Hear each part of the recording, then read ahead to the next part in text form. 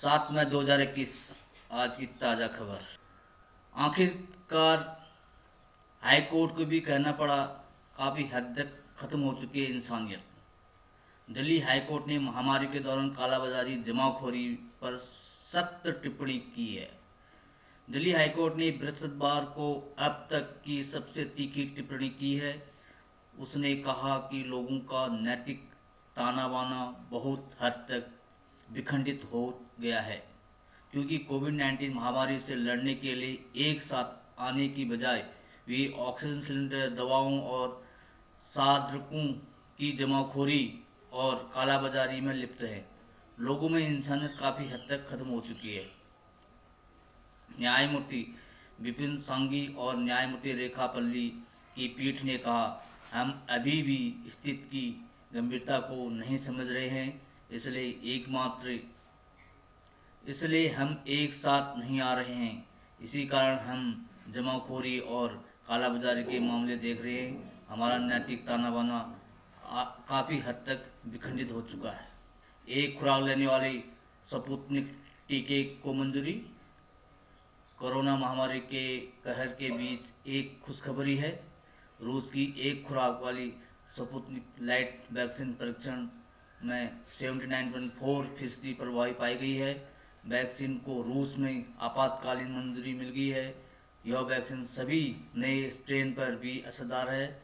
परीक्षण के दौरान रूसी वैक्सीन स्पुतनिक वी के निर्माताओं गैमलेया रिसर्च इंस्टीट्यूट ने ही इस वैक्सीन को भी बनाया है।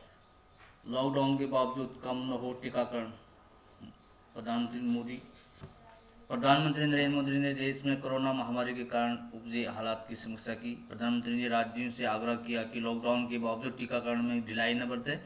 उन्होंने राज्य के स्वास्थ्य जांच की समीक्षा की और कहा कि राज्यों को स्वास्थ्य क्षेत्र में जल्दी से जल्दी सुधार करना चाहिए। उन्होंने कहा कि जो हेल्थ वर्कर्स टीकाकरण में लगे हैं उन्हें अन्य ड्यूटी पर न लगाया जाए।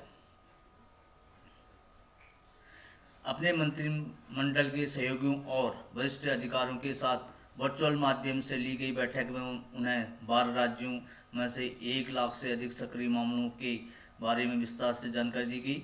राज्यों के जिन जिलों में संक्रमण के कारण अधिक मौतें हो रही हैं उससे भी उन्हें अवगत कराया गया। प्रधानमंत्री ने निर्देश दिया कि इन राज्यों को मदद के साथ इनके स्वास्थ्य व्यवस्था को सुदृढ़ बनाने हेतु दिशा निर्देश भी जारी किए जाएं।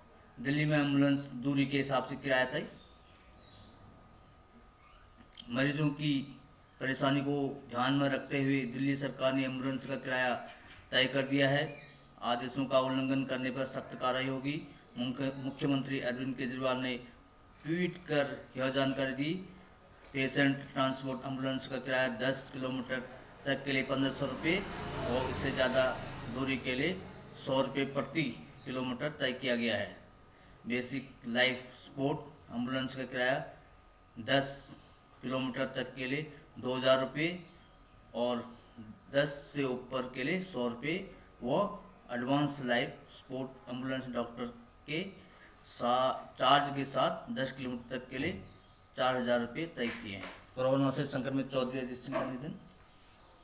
पूर्व केंद्रीय मंत्री और रालोद के अध्यक्ष चौधरी अजीत सिंह का बृहस्पतिवार को गुरुग्राम में कोरोना वायरस के संक्रमण की वजह से निधन हो गया। वो 82 साल के थे। अजीत सिंह 20 अप्रैल को कोरोना वायरस से संक्रमित पाए गए। उनके महत्वपूर्ण अंगों ने काम करना बंद कर दिया और बृहस्पतिवार की सुबह उन्होंने आखिरी सांस ली।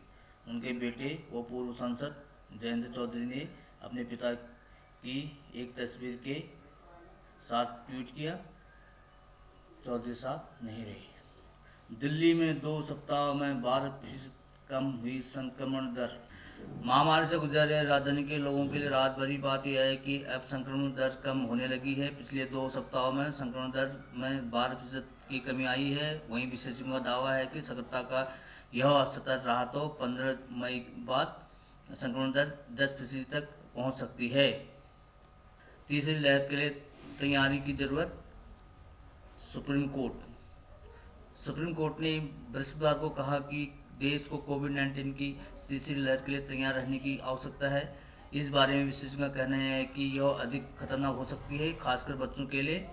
ऐसे में कोर्ट ने ऑक्सीजन का बफर स्टॉक तैयार किए जाने पर जोर दिया। शीर्ष कोर्ट ने कहा कि वह अगले आदेशों तक दिल्ली की 700 मैट्रिक टन ऑक्सीजन आपूर्ति में कमी न करे और समूचे देश की आवश्यकता को ध्यान में रखते हुए क़यादत को तर्कसंगत बनाना सुनिश्चित करें। कोर्ट ने कहा कि कोविड-19 रोगियों के उपचार के प्रयासों के बावजूद दिल्ली में लोग मर रहे हैं और इस बात से इनकार नहीं किया जा सकता कि अनेक लोगों की मौत प्राणवायु की कमी की वजह से हुई है।